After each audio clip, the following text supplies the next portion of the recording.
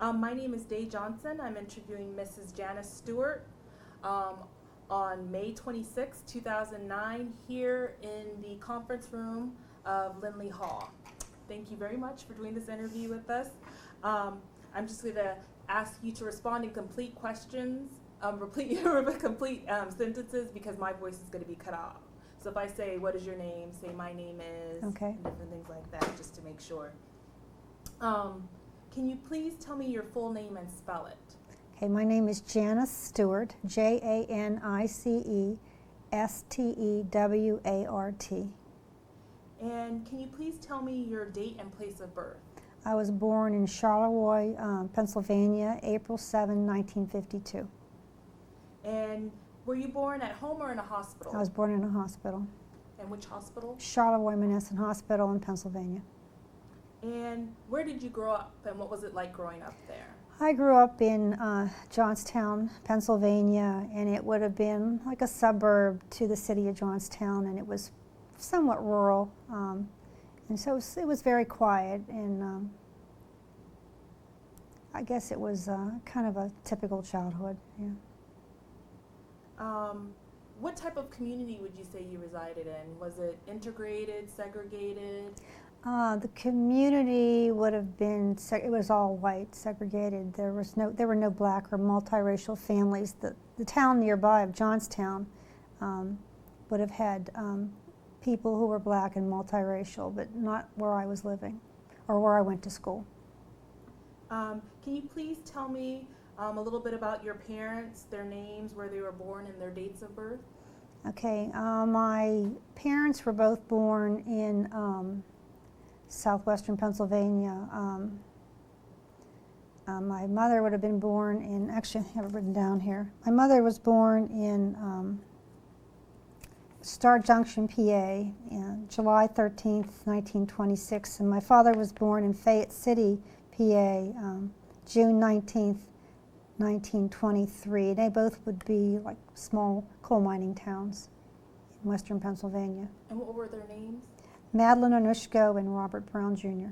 And can you spell your mother's last name? Madeline Onushko. Onushko was spelled Onusko. Okay.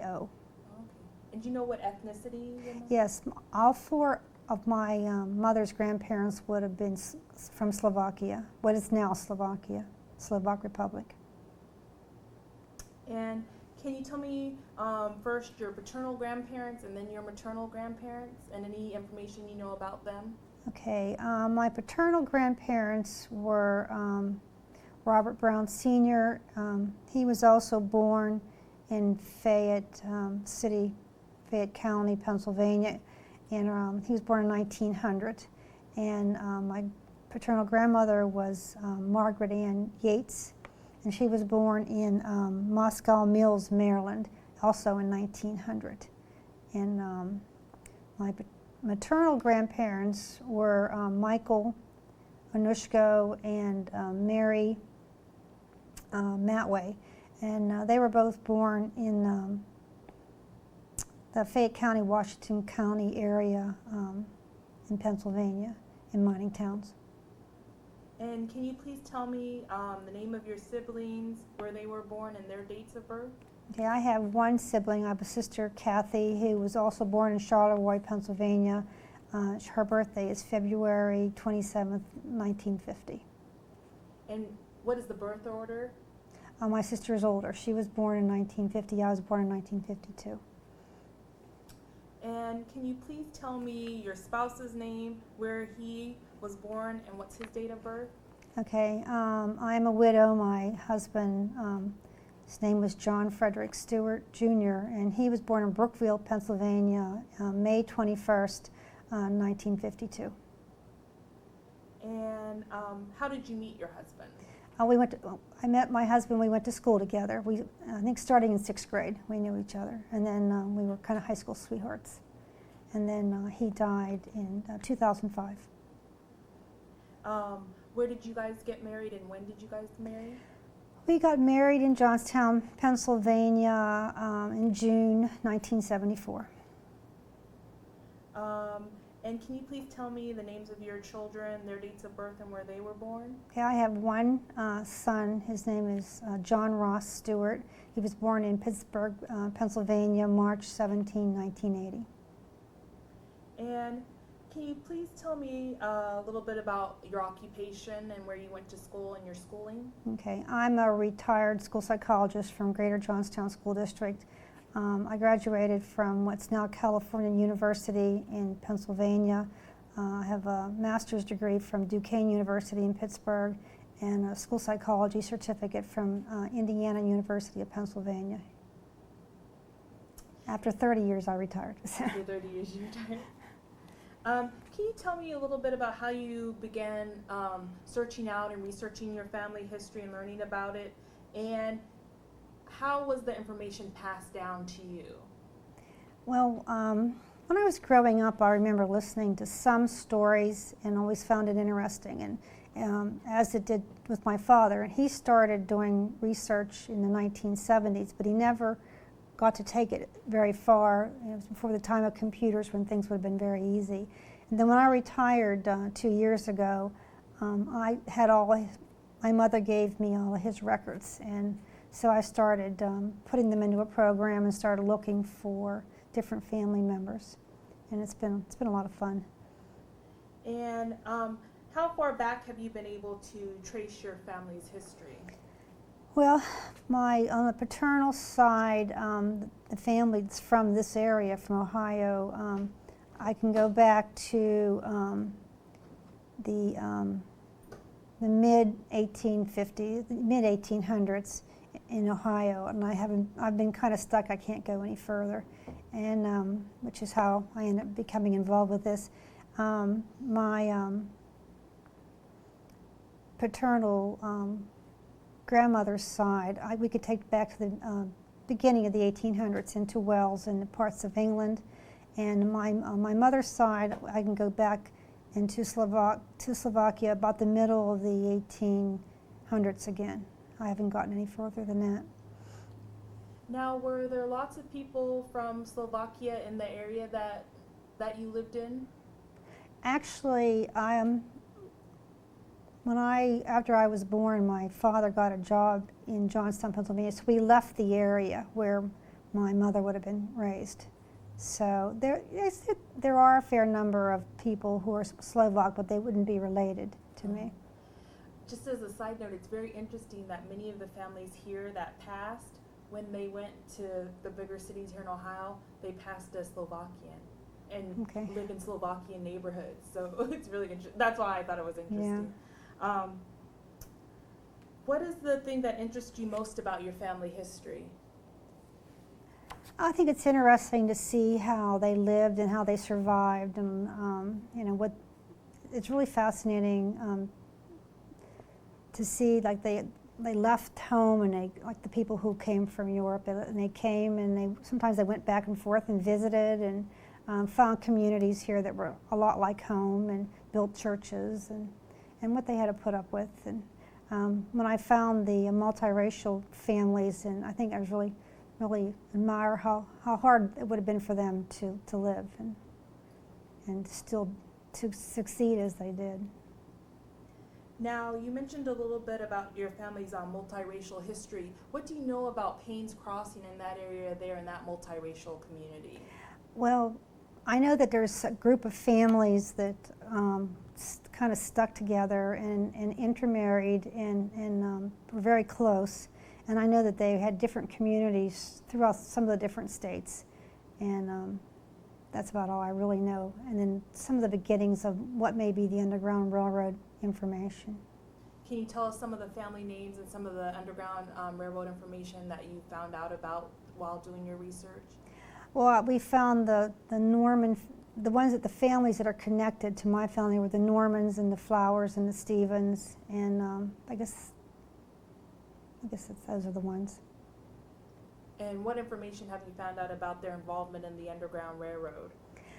It's just presumed, they're looking. It looks like that they lived in like the outskirts of town, and they were. If you look at the maps of where the paths go right through where their communities were, And there was a lot of discussion with owning land and money and things like that.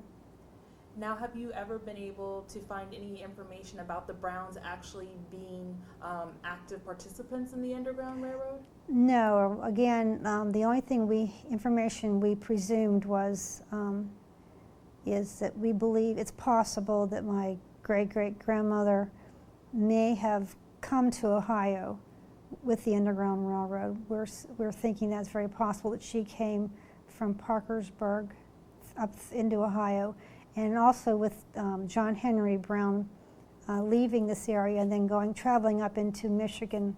It's possible that he may have been traveling with some people. It's just a presumption.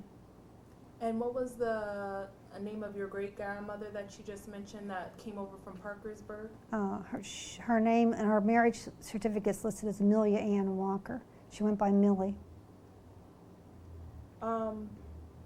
Do you know anything about your family's land ownership here in Ohio? And what can you tell us a little bit about that? The only thing that we're aware of is that Julia Ann Stevens, Flowers Stevens, who may have been John Henry's mother or stepmother, had bought land from A.G. Brown in 1852. And that would have been in Hocking County. And you mentioned, have you been able to see if actually Michael Stevens owned the land that A.G. Brown sold to Julia Ann before? No, we haven't been able to prove exactly who owned that land before, although there is discussion that there was a will by Michael Stevens and that, that Julia Ann's land purchase is connected to that.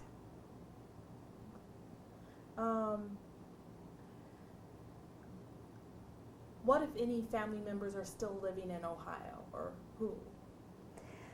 I just recently found some living family members, which is really exciting to find living family members.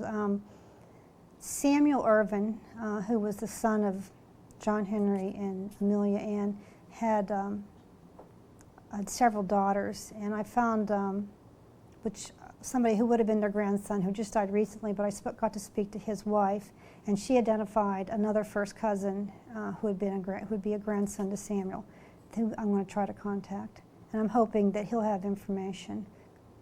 And where do they reside? The person I just found lives in Gloucester, Ohio, and the other person, I think it was in Dayton. How did your family who lived in Ohio, how did they earn their living here? If you look at the records, it looks like John Henry Brown may have worked in the mines, but he was also working in, he was doing limestone and some different things. His son, oh, that's right, he was listed as a farmer in some places, that's right. I'm not sure I don't know if he had a farm or not, but he was listed as a farmer. And then Samuel's listed as a coal miner also, but it's possible that he may have been living on a farm that had been his father's. I really don't know for sure. Now, have you been able to find any evidence of John Henry? You said he was listed as a farmer, Brown owning property here in this area? No, I don't have any evidence that he owned property, other than he may have inherited the land that Julia Ann bought. I don't know that. I haven't been able to prove anything. Now, is there any indication that Julia Ann had a will and that exists? I have not been able to find any evidence of Julia Ann's will, or actually, she's in the 1860 census with her third husband, Charles Rice, but I have no other data on her. I'm assuming that John Henry came back to this area after the Civil War because she was here, but I don't really know that for sure. Can you tell us a little bit about what you learned about John Henry and who is he to you? He's just somebody to admire. He would be a great-great-grandfather, and he lost his father very young, and then I'm not sure about his mother, and then went to traveled great distance to enlist in the 54th Massachusetts for the Civil War, and then he was there until, well, he was with them until 1865, at the end of the war, and then he came back to this area. Yeah, I've become very attached to John Henry and to Amelia because I really admire them, and I want to know everything I can about them. Do you know what brought them to Ohio originally? I don't know what brought my family here. I'm assuming that maybe some sort of land grant or that they were able to get land. Other than that, I really don't know. I'm assuming that Amelia Ann may have came because she needed to get out of West Virginia, into Ohio for safety. But I don't know about the other family members. What part of Ohio did they originally live in? Did they come straight to Hocking? Have you been able to find them any other places in Ohio, or just here in the Athens County, Hocking County region? As of right now, I'm only aware that they were in Hocking and in Athens, although we are looking at some other possibilities, but that's all I'm aware of right now. And can you tell me a little bit about your family's ethnic or racial background? Well, my family's racial background would be predominantly white. That's what I've always thought that I was until I learned about Amelia Ann and John Henry, who both appear to have been multiracial. And how did you first learn about your multiracial heritage? Was it something that the family ever talked about or discussed? The multiracial heritage was never discussed. Whenever I retired from working for the school district, one of the hobbies I got into was genealogy, and I thought it would be great fun to find Isaac Brown, my great-grandfather, because no one ever knew. They knew he came from Ohio, and it was like Ohio was like a world away. No one knew anything about him. And I thought it'd be really fun to be Irish, so I went looking for an Irish, great-grandfather, is what I went looking for. And what did you find? I found a completely different world. Actually, there may be some Irish, I don't know yet, because we can't get them out of Ohio, but no, I found a whole other world that's really fascinating. And how did you feel when you discovered your family's multiracial heritage? I was very surprised to find out about the multiracial heritage because I really had no idea. Because it said everybody, there was never any clues about it, so I didn't know. But it was an interesting awakening because I'd find a family that did some work, and I found some death certificates and some marriage certificates and found out that the father's name was John and the mother's name was Millie, and then I knew the children in what order they came. So I kept finding this family that looked remarkably like the family I was looking for. So it took a while for it to dawn on me what I was finding. So at first you didn't think that was your family? I thought it was, when I first found them, I thought it was the wrong family, and I even had it sent for some records in Pennsylvania because the brothers had went to Pennsylvania looking for a death record, and the person I spoke to said, I have a record here, but it's the wrong race. And I said, oh really? That's really interesting because I'm finding that same thing in Ohio, So I think she had sent some things to me anyway. So it didn't come. It wasn't like a light bulb that came on right away. It was slow, You mentioned you found some papers in Pennsylvania. What kind of papers were those? Well, I searched for. I needed to search records in Pennsylvania first because I needed to find out what Isaac's parents' names were because I didn't know. I had no information on even his parents' names. So I had to find everything I could to know what to look for here. And so what kind of records did you find in Well, Pennsylvania? I went to, in the courthouse I got marriage applications for the three brothers, and I also got a death record for the one brother.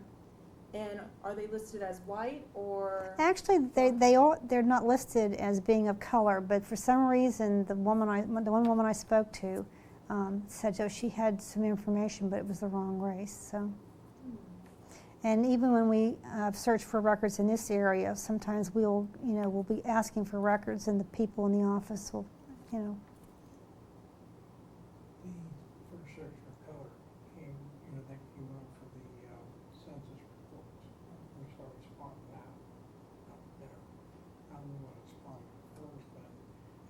got that bond on it. I think this is it. Yeah, Ray knew before I knew because it just missed me completely. And so, after you discovered the records in Fayetteville, how did you start going back and finding even more? Did you find the census first, or did you find those records first? And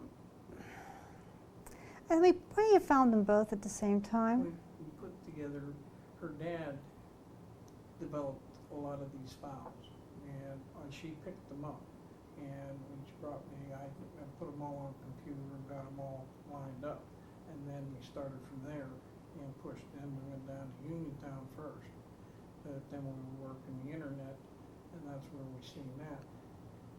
And then when we knew that John and Millie was on those marriage certificates, that iced it right there. All three brothers, and, with the death certificate, naming the John H. and Millie. Then we knew absolutely. Actually, when we were searching, I think we were finding both in Ohio and in Pennsylvania sort of at the same time, but we really didn't know what we had until we realized that John and Millie were the names of the brothers, and then we were able to tie it all together. So on their marriage certificates in Ohio, is their race listed? In Pennsylvania, they're married, the three brothers, their race is not listed, no. But here in Ohio, are the marriage records, are the races of the family members that you've been able to find listed? The marriage records that I've been finding in this area, there is usually some sort of note of the race of the person.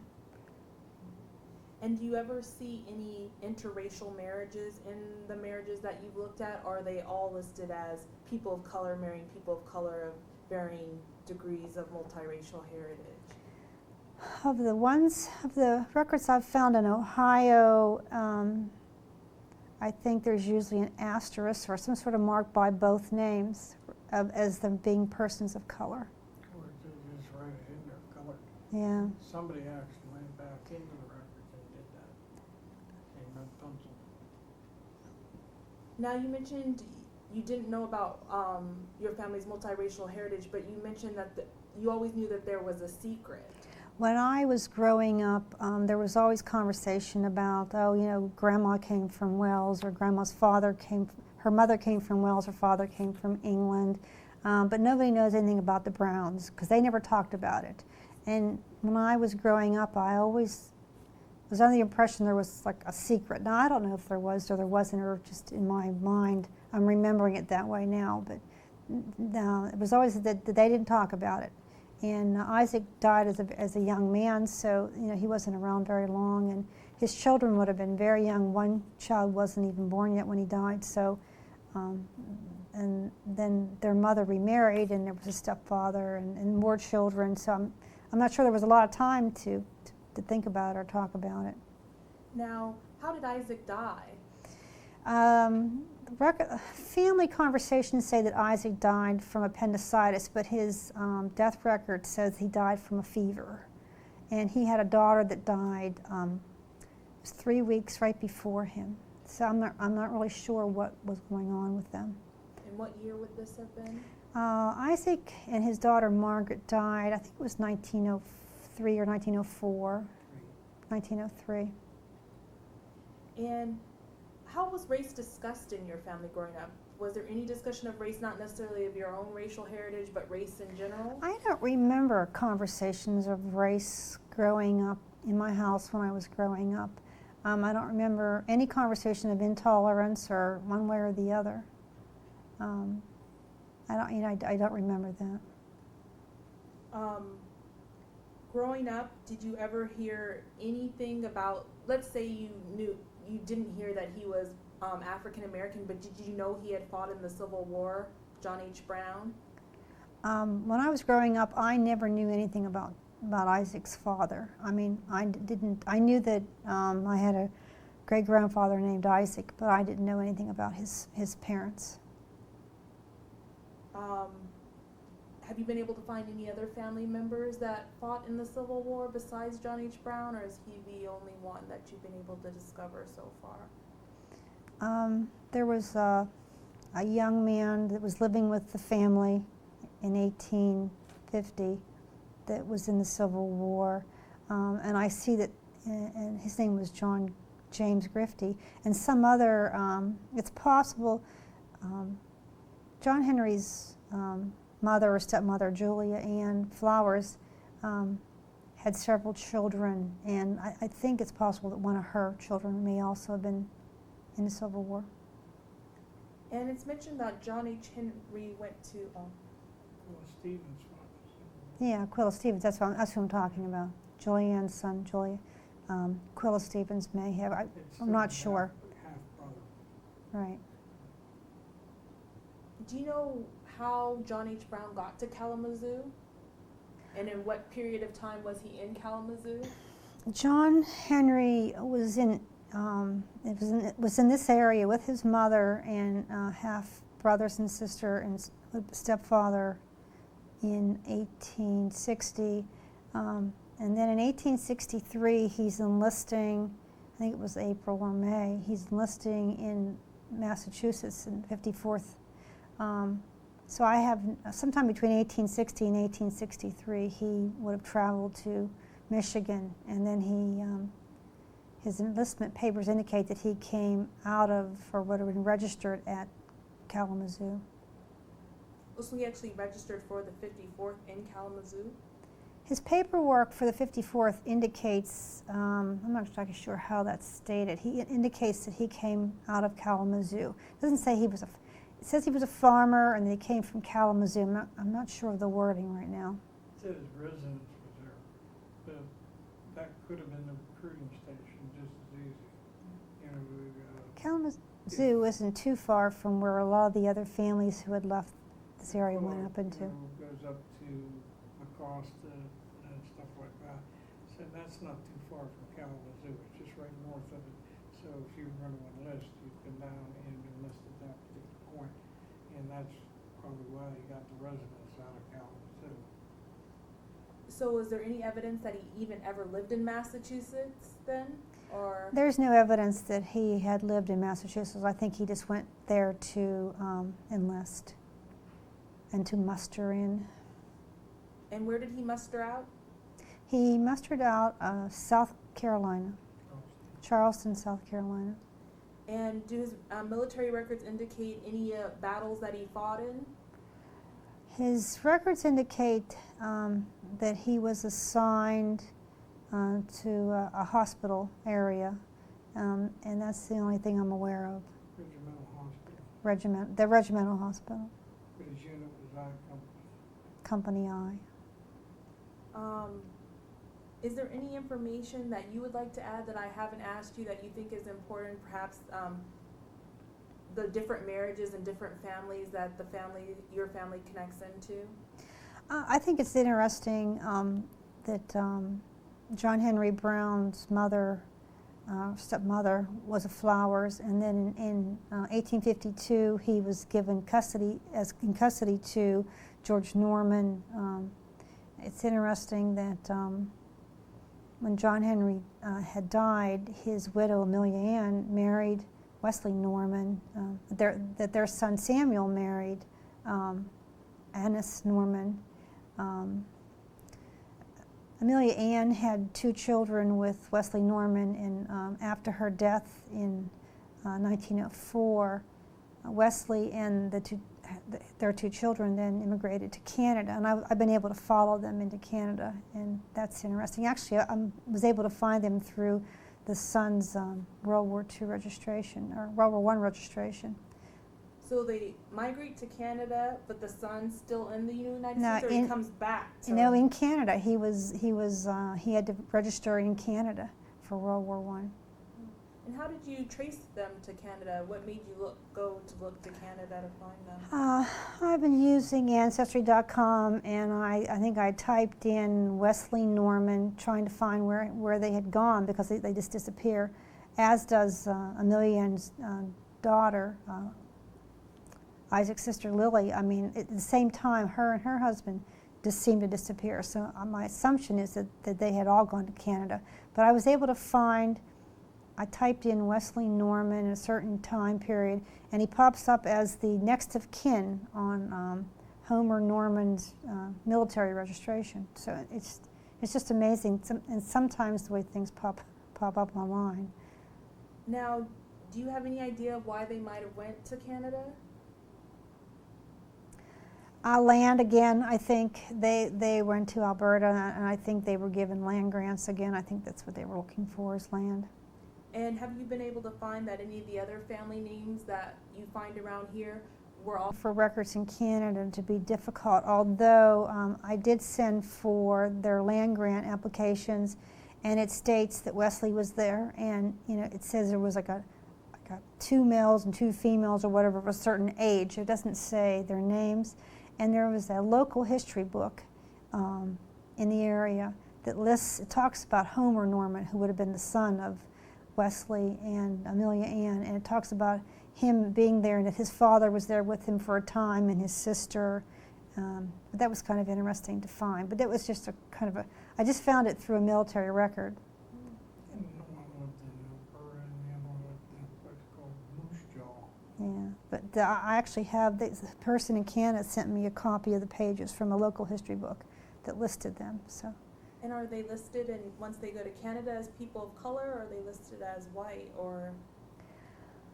You know what? I'd have to check back with my records. I'm not sure if they were listed as people of color, or I don't remember race being mentioned. I don't remember that. I'll have to go back and look at that. But in the history book, I don't remember them being mentioned as people of color. And he was just noteworthy because he had built on his own, on his property, he had built a beautiful house, and for some reason he was considered an interesting character. So. And what year is this book? Oh my, he would have been in Canada. It would have been. So this was probably around 1930. I'm just guessing 1940.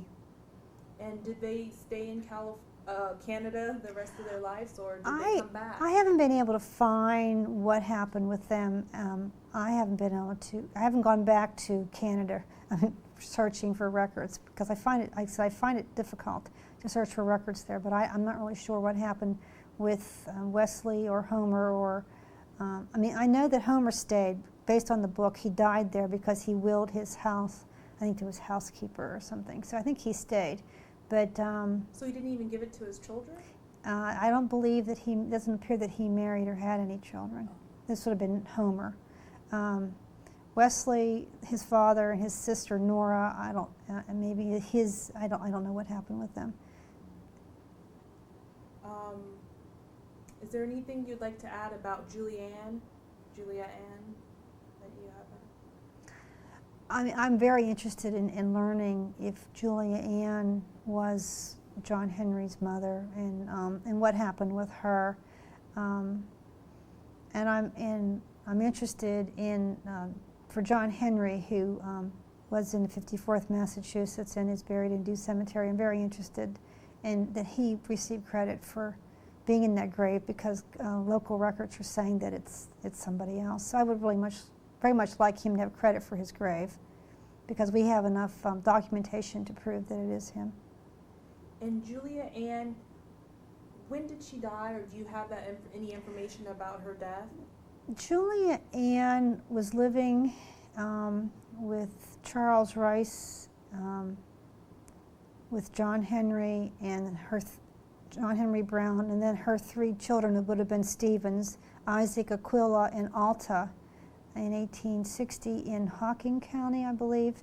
But I cannot find her after that. I'm not sure. It's possible there's a Charles Rice that marries. He's a little bit older in the community in Michigan where a lot of the families went.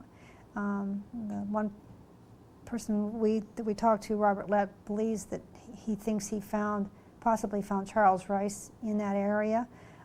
It's also possible I've found an Isaac and an Aquila Stevens, the right age, also in that area, around 1870. So she died most likely sometime between 1860 and 1870. I'm just guessing that. And then the rest of the family may have gone to Michigan. And what part of Michigan are they living in? I'm not remembering the name. It may be Mecosta in that area, where there's I found the two Stevens brothers, who I think could be Julia's, living with a Weaver family who are related to the Letts and the Stevens, and I forget now exactly how they're related, but they're living with relatives of the Stevens and the Letts. And then about that same area, same time period, there's a Charles Rice that remarries. So. Anything else you would like to add? How many children did Julia Ann have that you've been able to find? Julia Ann had John Henry, either the son or a stepson. And then with Joseph Stevens, she had Isaac, Aquila, and Alta. And they would have been born about 1849, 1851, 1855. I'm just guessing right now. And then John H. Brown marries. Who is John H. Brown married to? John Henry Brown marries Amelia Ann Walker in 1865. And how many kids do they have together? They have 6 that I've been able to find. They have Samuel, John W., James, Isaac, Lily, and Edward. And then when she marries Wesley, then she has 2 more. She has Homer and Nora. But the one census, I think it may be 1900. It says, how many children have you had? And she lists 10. But she only had 7 that lived to be adults. So. And she gets married how many times? She marries twice that we're aware of. She marries John Henry Brown and then Wesley Norman. And then she dies in 1904. Have you been able to locate her death certificate? I have her death certificate. She was 56 years old. She died, her death certificate, it's not a certificate, I think it's just like a line in a book. It said she died from dropsy, and she's buried in Greenlawn Cemetery. I have not been able to find it yet, but we're hoping to find it this trip. Greenlawn Cemetery in Nelsonville. Hocking County. Is Nelsonville in Hocking County? Right outside Nelsonville, so that would be Hocking County. Well, thank you very much. Is there anything else you'd like to add? Give me the camera. No, that's it. Thank you very much. Thank you.